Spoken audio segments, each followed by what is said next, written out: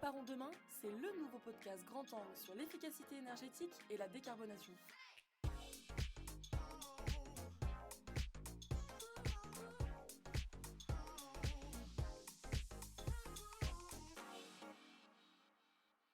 Bonjour à tous et bienvenue dans ce nouvel épisode de Préparons demain. Après la crise sanitaire, le gouvernement s'est mobilisé pour relancer le secteur industriel à travers un plan historique qui visait à bâtir une industrie compétitive, innovante, décarbonée, solidaire et résiliente d'ici à 2030. Ambitieux, ce plan doit permettre de prendre une longueur d'avance face aux grands défis auxquels nous sommes confrontés, comme la transition écologique. En effet, la mobilisation de l'industrie pour atteindre les objectifs de décarbonation que s'est fixé la France est une nécessité. À elle seule, l'industrie représente environ 18% des émissions de gaz à effet de serre. Derrière ce chiffre, il y a des activités et des savoir-faire qu'il faut accompagner dans leur transformation pour répondre à l'urgence climatique. L'objectif, identifier les leviers et les projets qui permettront de réduire significativement les émissions de gaz à effet de serre du secteur industriel. Mais alors, où en sommes-nous des travaux de planification écologique de l'industrie ? Que dit la feuille de route de décarbonation qui a été rédigée par les 50 sites industriels les plus émetteurs et quels sont aujourd'hui les leviers les plus efficaces pour accélérer la décarbonation de ce secteur ? Nous recevons à notre micro Thomas Janin, directeur de projet décarbonation de l'industrie à la Direction générale des entreprises, pour nous en dire plus sur l'engagement de l'industrie en faveur de la décarbonation et répondre à nos questions sur les levées d'action à destination des industriels français. Bonjour Thomas, et merci beaucoup d'avoir accepté de prendre la parole sur ce sujet. Bonjour et merci de l'invitation. Pour commencer, peut-être que vous pouvez nous présenter la DGE, nous présenter vos missions et le lien avec le Conseil national de l'industrie. Donc la DGE, hein, c'est la Direction générale des entreprises qui s'occupe de toutes les affaires des entreprises, donc en particulier de tout ce qui va être la compétitivité des entreprises et des différents secteurs de l'économie, donc en particulier l'industrie, les services, le numérique, qui sont des sujets très intéressants en ce moment avec beaucoup d'enjeux politiques. Sur le Conseil national de l'industrie, donc c'est une structure de concertation entre l'État et les grandes filières industrielles qui permet d'échanger sur tous les sujets d'actualité et de prendre des décisions collectives sur les politiques publiques. Donc en gros, tous les grands sujets sont discutés en Conseil national de l'industrie. Et effectivement, en juin dernier, le CNI s'est réuni pour discuter justement de la décarbonation de l'industrie, qui est une des thématiques à laquelle l'industrie doit faire face et réfléchir. Quand on parle Conseil national de l'industrie, on entend souvent parler des contrats de filière. Est-ce que rapidement, vous pouvez nous dire en quoi ça consiste ? Alors les contrats de filière essaient de matérialiser les engagements des filières envers l'État et les engagements de l'État envers les filières pour justement clarifier ce qui va se passer sur certains sujets importants. Donc, par exemple, sur la décarbonation, pas mal de filières ont des enjeux forts en termes de décarbonation. Et pour les traiter, certaines filières ont publié des feuilles de route annexées à ces contrats de décarbonation qui visent très exactement à dire quelle pourrait être la trajectoire de décarbonation de l'industrie et de quoi la filière a besoin en termes de soutien public, en termes d'énergie, en termes d'infrastructure pour mener à bien ces projets. Donc ça vise à matérialiser des engagements réciproques. Alors c'est des engagements intéressants pour guider et pour montrer la direction. Très bien. Et du coup, si on revient à la DGE, aujourd'hui, quelles sont les missions auprès des industriels pour les accompagner dans leurs projets de décarbonation ? Effectivement, pour soutenir les industriels dans la décarbonation, il y a plusieurs types de mécanismes qui existent. Donc il y a d'abord, on va dire, toute la logique de planification avec des contrats de transition écologique qu'on envisage de signer avec les 50 sites industriels. Donc on réalise actuellement des feuilles de route avec tous les grands sites industriels les plus émetteurs pour justement matérialiser les baisses possibles d'émissions et de quoi ils ont besoin, et à contrario, côté État, de montrer ce qu'il y aura comme ressources disponibles et comme possibilités pour mener à bien ces projets.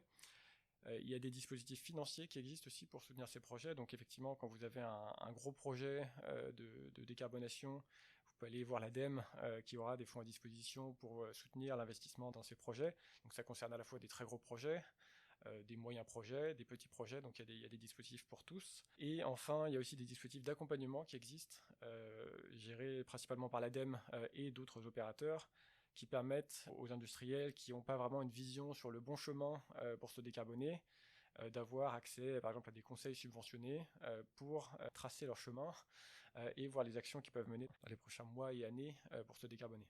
Voilà, plusieurs types d'actions un peu différents pour arriver au même objectif. Vous l'avez mentionné, il y a une feuille de route qui a été annoncée pour décarboner les 50 sites les plus émetteurs et les accompagner à réduire leurs émissions de gaz à effet de serre.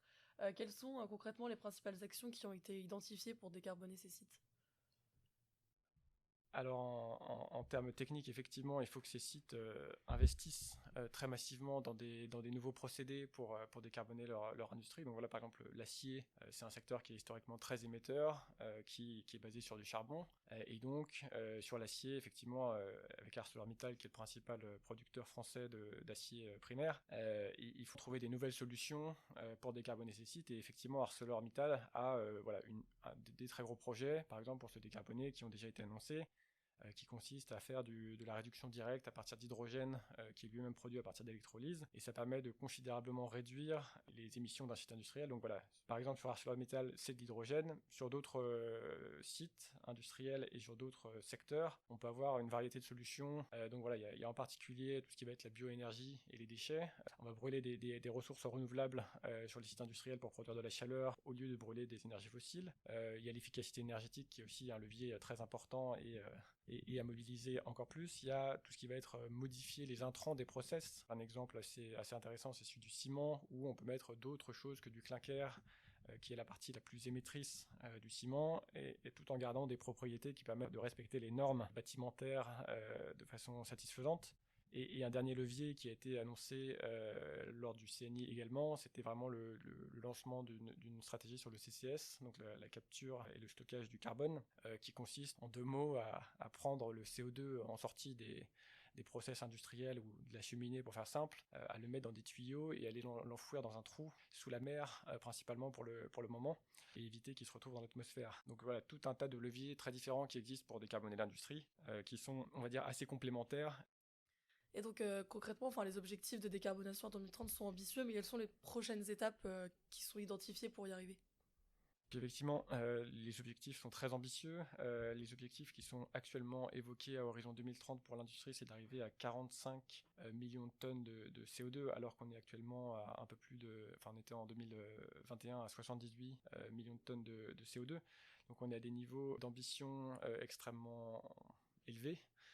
Il ne faut pas se cacher que voilà, ça nécessite une mobilisation générale. Pour les suites qui sont données à tout ce qui va être ce processus 50 sites, par exemple, on va signer des contrats avec chaque industriel qui matérialise le fait que l'État trouve ces projections des industriels intéressantes, et donc voilà, donner une sécurité peut-être supplémentaire aux industriels qui se sont engagés dans la démarche pour assurer que voilà, leurs projets sont jugés pertinents par l'État, voilà, qu'il y a un souhait mutuel de les mettre en place. Après, effectivement, il y a toujours des obstacles techniques, il faut préparer ces investissements pendant longtemps, ça peut prendre encore un peu de temps, mais le but étant qu'ils soient déclenchés avant 2030 et effectivement qui contribuent à l'atteinte de nos objectifs derrière. Un autre point, c'est bien sûr que ces contrats de transition écologique servent à alimenter tout ce qui va être la planification écologique au niveau national. Et la planification écologique, elle vise en particulier à s'assurer qu'on a suffisamment de ressources, par exemple de type biomasse ou électricité pour servir à l'industrie. Et donc ça permet voilà, d'affiner un peu les prévisions, par exemple, de consommation d'énergie sur l'industrie, qui sont une des clés du problème pour les prochaines années en tout cas. Et donc voilà, d'avoir une meilleure vision sur notre capacité à réaliser ces projets et voir vraiment quels sont les points éventuellement qui peuvent bloquer derrière. C'est aussi des questions en termes d'infrastructure, donc de s'assurer qu'on va avoir des liaisons électriques suffisantes vers les sites industriels et que la priorité est la bonne pour permettre de déployer ces liaisons électriques.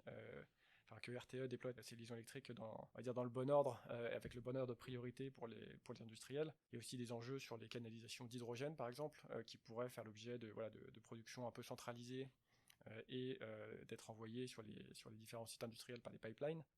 Et de même pour le CCS, donc le CO2 est pas très facile à transporter, donc il faut probablement une bonne partie de tuyaux pour aller collecter le CO2 sur les sites industriels et l'amener dans des ports où on pourra l'expédier par bateau principalement vers des lieux de stockage.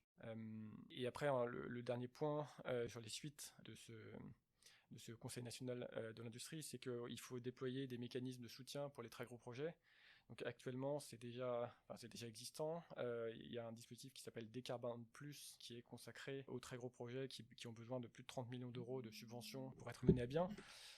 Et donc il faut qu'on élargisse le périmètre de cet appel à projet pour couvrir toutes les technologies et toutes les possibilités de décarbonation des sites industriels, pour faire en sorte que tous les projets qui sont visés par ces feuilles de route puissent, s'ils en ont besoin bien sûr, bénéficier de soutien public pour être lancés. Et du coup, en dehors de ces 50 sites les plus émetteurs, évidemment que tous les autres sites industriels ont aussi des enjeux de décarbonation. Quelles sont aujourd'hui les préconisations de la DGE à ce sujet? Donc effectivement, les 50 sites industriels représentent à peu près la moitié des émissions de l'industrie. Donc on a de la chance d'avoir un secteur qui est très concentré en termes d'émissions et donc dans lequel on peut discuter directement avec la moitié des enjeux en termes de carbone très facilement. Si on regarde le secteur qui est couvert par le marché carbone européen, donc l'ETS, on arrive à peu près 80% des émissions de l'industrie qui sont couvertes par ce secteur. Et c'est environ 650 sites, donc c'est un peu plus. C'est dur d'avoir des contacts avec tout le monde, mais ça reste des choses qui sont encore assez gérables. Donc on envisage éventuellement d'étendre un peu cette démarche de planification et d'arriver à des solutions un peu customisées avec un peu plus de sites industriels, donc c'est peut-être une des suites qui sera donnée. Et après, bien sûr, il faut aussi traiter le reste qui a des enjeux carbone importants, on va dire même s'ils sont moindres pour les émissions directes, ils peuvent être importants pour les émissions indirectes, donc ça veut dire qu'on va consommer des produits qui ont eux-mêmes émis beaucoup de CO2, et donc qu'il faut quand même trouver des solutions pour réduire, enfin en tout cas on peut trouver des solutions intéressantes pour réduire l'impact environnemental de ces entreprises, en particulier sur le scope 3 amont de ces entreprises. Et donc là, les schémas sont un peu plus divers. Donc il y a à la fois des filières qui vont être très homogènes.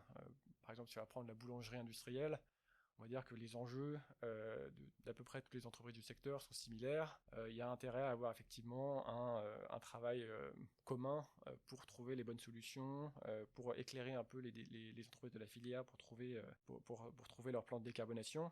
Et pour d'autres filières ou pour d'autres secteurs, c'est probablement beaucoup plus hétérogène.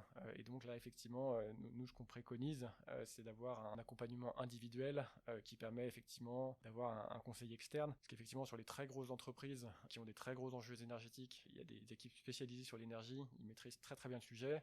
Quand on arrive sur des PME, ça peut être beaucoup plus varié, parce que effectivement les enjeux énergétiques peuvent être, on va dire, très secondaires par rapport aux enjeux de l'entreprise. Ça ne veut pas dire qu'ils sont pas intéressants, mais ça veut dire qu'effectivement il faut avoir besoin d'un peu d'aide. Et là, il y a différents dispositifs de soutien qui peuvent exister.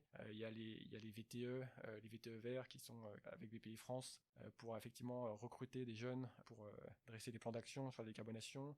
Il y a des diagnostics chez BPI France qui permettent d'avoir des pistes sur les actions à mener. Et il y a des programmes de l'ADEME spécialisés pour être dans une démarche de formation, pour être dans une démarche d'identification des projets, pour être accompagné quand on mène à bien ces projets, parce que pareil, c'est souvent des projets complexes qui peuvent avoir des interactions avec la production. Donc il faut qu'ils soient bien préparés, bien ficelés, et ça prend beaucoup de temps. Et donc si on fait gagner du temps à tout le monde, c'est probablement utile pour la décarbonation on va dire, l'industrie un peu plus diffuse en termes d'énergie. Et du coup, aujourd'hui, au-delà de toute cette préconisation, quels sont les freins qui empêchent les industriels de réellement passer à l'action et quels sont peut-être, selon vous, les leviers les plus efficaces pour accélérer la décarbonation de l'industrie? Alors, il y a effectivement plusieurs types de freins qui existent. Par exemple, sur les aspects financiers. Donc, bien sûr, tout ça, on va dire, les projets de décarbonation sont en moyenne des projets qui vont coûter de l'argent aux entreprises. Donc, effectivement, il faut qu'il y ait de l'argent qui soit à disposition derrière pour les financer. Mais même avec de l'argent, ça suffit pas forcément. Il peut y avoir d'autres types de freins qui existent. Par exemple, si l'entreprise a investi dans un outil de production il y a 5 ans, il y a 10 ans et qu'il est encore complètement valable, c'est dur de lui dire d'aller le mettre à la poubelle et de réinvestir dans quelque chose de nouveau et plus vert. Donc, effectivement, il y a des cas où il vaut mieux peut-être attendre un peu que l'outil de production soit passé et qu'on puisse investir dans quelque chose de plus vert. Il y a d'autres types de freins financiers, par exemple sur la vision des entreprises en termes financiers, qui préfèrent quand même des temps de retour sur investissement qui sont très faibles, peut-être trop faible et pas forcément adapté aux enjeux, puisque la transition énergétique de l'industrie nécessite d'avoir quand même une vision de très long terme. En tout cas, on ne peut pas considérer que c'est quelque chose qui va se faire pour 3 ans, ou pour 5 ans, ou même pour 8 ans. Il faut forcément considérer que c'est des investissements qui sont vraiment des investissements de long terme, qui ont vocation à à maintenir l'industrie française sur les 50 prochaines années sur le territoire national. Et donc, voilà, il faut pas avoir une vision trop court-termiste. Pareil dans le cadre de la vision des entreprises en termes financiers. Il faut bien savoir se projeter dans un monde de demain qui va être très différent de celui d'aujourd'hui. Et c'est peut-être la plus grande erreur qu'on peut faire de ne pas le faire. Donc de partir du principe que le monde de demain sera celui d'aujourd'hui est probablement la plus grosse erreur et le plus gros frein aussi pour déclencher les investissements. Et très concrètement, dans un modèle d'affaires d'une entreprise, ça va se traduire par le fait de savoir prendre en compte qu'en 2030, le prix du carbone sera probablement encore plus élevé que ce qu'il est actuellement. Et que de toute façon les investissements verts seront un impératif à un moment. Alors parfois on peut attendre 1 an, on peut attendre 2 ans, on peut attendre 3 ans, on peut attendre 4 ans, mais à la fin effectivement il faut lancer ces investissements.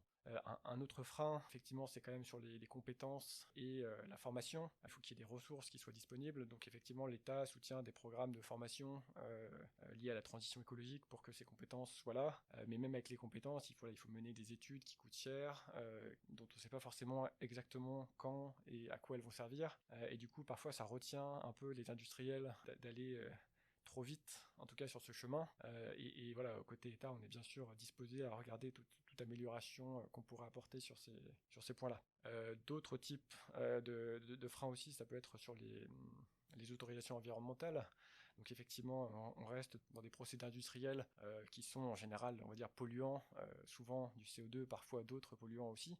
Et donc il faut passer par une étape d'autorisation environnementale dans certains cas, et ces autorisations environnementales peuvent être un peu longues, peuvent donner lieu à des débats publics qui sont potentiellement compliqués. Et donc effectivement, il faut savoir accélérer sur cette phase-là, et c'est tout à fait un des objectifs du projet de loi Industrie verte qui a été présenté cet été qui a été débattu cet été, et donc effectivement c'est probablement un levier qui sera de moins en moins vrai, mais voilà, ça reste compliqué d'investir dans l'industrie, et en tout cas il faut bien le prendre en compte quand on va investir, que ça, voilà, il faut des autorisations environnementales, et il faut de toute façon du temps, à la fois sur les aspects industriels, mais aussi sur les autorisations environnementales. Alors, on n'en a pas parlé jusque-là, mais on entend en ce moment parler de CCS, donc capture et stockage du carbone. Est-ce que peut-être vous pouvez nous en dire plus sur cette technologie et sur les plans du gouvernement par rapport à celle-ci? Donc effectivement, le Conseil national de l'industrie qui s'est tenu à l'été a permis d'avancer sur le sujet de la capture et du stockage de carbone, qui est un vrai sujet pour l'industrie, puisqu'il y a un certain nombre de processus industriels pour qui c'est très compliqué d'abattre complètement leur CO2, parce qu'effectivement, voilà, il y a des émissions process qui sont liées aux matériaux utilisés, et donc c'est on va dire très très difficile d'arriver à un niveau d'émission net zéro, et donc c'est probablement intéressant d'arriver avec une stratégie sur la capture et le stockage du carbone, on va dire qui est un des leviers pour décarboner l'industrie. Alors il faut préférer peut-être d'autres leviers. Quand on peut faire de l'efficacité énergétique, c'est presque toujours préférable de faire de l'efficacité énergétique. Quand on peut électrifier, c'est probablement préférable d'électrifier, mais à la fin il peut rester un certain nombre d'émissions pour l'industrie qui serait bon de capter, à la fois maintenant pour atteindre nos objectifs à horizon 2030, et aussi sur le plus long terme, à horizon par exemple 2050, il faudra avoir des puits de carbone, et donc l'industrie pourra y contribuer à la fois en utilisant de la biomasse et en allant capter le CO2 issu de la combustion de la biomasse pour aller l'enfouir dans des stockages géologiques de carbone. Et donc le CCS est une option intéressante à regarder pour ça. Et donc le gouvernement a bien l'intention de permettre à l'industrie de développer la capture et le stockage de carbone. Donc ça recouvre plusieurs aspects. Donc à la fois il faudra soutenir les industriels comme sur d'autres technologies, pour qu'ils mettent en place des dispositifs de captage pour capter le CO2 en sortie de leur process industriel et de leur cheminée. Et après, il faudra mettre en place des transports. Donc, le CO2 se transporte par pipeline ou par d'autres moyens, mais ça pose quand même des problématiques qui sont liées à celles des infrastructures, tout comme on a une réglementation sur les infrastructures électriques, sur les infrastructures gazières. Il faudra probablement prévoir quelque chose sur les infrastructures de CO2. La réglementation pourrait être très différente, puisqu'on est sur des enjeux qui sont quand même beaucoup plus petits. On va avoir probablement quelques centaines de kilomètres de pipeline dans un premier temps, donc des distances beaucoup plus courtes qu'un réseau qui va couvrir tout le territoire, et ça devrait se centrer autour de quelques ports industriels, et en particulier des très grands ports qui concentrent les émissions françaises, qui sont Dunkerque, Le Havre et Fos-Marseille. Et donc voilà, d'avoir une logique pour développer ces infrastructures. Et après, éventuellement, il y a aussi la partie stockage qui peut être développée en France. La France a un historique pétrolier et gazier qui reste modeste par rapport à d'autres pays. Et donc, c'est probablement plus compliqué que dans d'autres pays de développer des stockages. Mais en tout cas, le gouvernement souhaite regarder s'il y a des possibilités de développer des stockages en France. Dans quelles conditions? Est-ce que c'est géologiquement faisable? Est-ce que c'est sociétalement acceptable? Et est-ce que c'est économiquement rentable? Donc il y a pas mal d'obstacles avant de sortir des stockages en France. Mais en termes de souveraineté, c'est quelque chose d'utile. Et en termes économiques, c'est probablement quelque chose d'utile pour capter de la valeur ajoutée sur notre territoire et être souverain dans la réduction de nos émissions de carbone. Très bien, merci beaucoup. On est arrivé à la fin de mes questions. Est-ce que peut-être il y a quelque chose qu'on n'aurait pas abordé ou quelque chose que vous voulez ajouter pour conclure?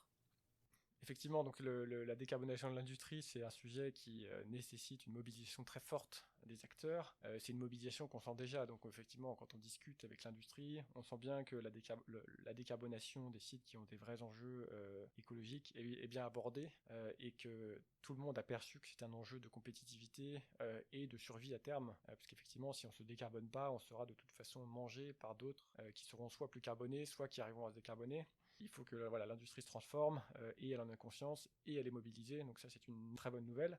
Et côté État, effectivement, il y a une volonté politique très forte d'accompagner tous ces projets pour qu'ils se mènent à bien. Donc dans le cadre de France Relance, donc depuis le Covid, c'est 1,2 milliard d'euros qui devrait permettre d'éviter près de 5 millions de tonnes de CO2. Donc 5 millions de tonnes de CO2, c'est un peu plus de 6% des émissions de l'industrie. Donc on est sur des choses significatives. Et dans le cadre de France 2030, il y a 5,6 milliards d'euros qui sont consacrés à la décarbonation de l'industrie. Et donc ça permet d'éviter beaucoup. Donc voilà, il y a des choses qui peuvent se faire, il y a des sous sur la table, il y a même des sous qui sont par exemple d'autres dispositifs, le fonds chaleur qui est géré par l'ADEME, il y a les certificats d'économie d'énergie qui existent aussi, il y a des fonds européens qui sont mis sur la table et que les projets peuvent aller chercher, il y a du soutien à l'hydrogène bas carbone, donc il y a plein de dispositifs qui existent pour aller mener à bien ces projets. Et on va dire que maintenant il faut que les plans se fassent et il faut que les investissements avancent et je pense qu'après on pourra parler de l'atteinte de nos objectifs à ce moment-là, mais effectivement ça reste un challenge sur lequel il faut encore se mobiliser massivement. Eh bien merci beaucoup Thomas d'avoir répondu à toutes nos questions. Vous l'aurez compris, les filières industrielles et les pouvoirs publics se mobilisent pour mettre en œuvre les mesures nécessaires afin de réduire l'empreinte carbone de l'industrie. En parallèle, de nombreux industriels sont engagés, depuis des années, sur une politique de maîtrise de leur consommation d'énergie. Les deux approches sont complémentaires et permettent d'inscrire les efforts de ces sites industriels dans la durée. Chez Certinergie et Solutions, nous accompagnons depuis 2008 de nombreux groupes industriels à réaliser et à financer leurs projets d'efficacité énergétique et de décarbonation. Si vous vous interrogez sur les actions à entreprendre pour réduire vos émissions ou vos consommations, n'hésitez pas à nous contacter. Pour aller plus loin, vous pouvez retrouver le lien vers notre enquête sur la décarbonation de l'industrie dans les ressources de cet épisode. En attendant, j'espère que cet épisode vous a plu et on se retrouve dès le mois prochain pour un nouvel épisode de Préparons demain.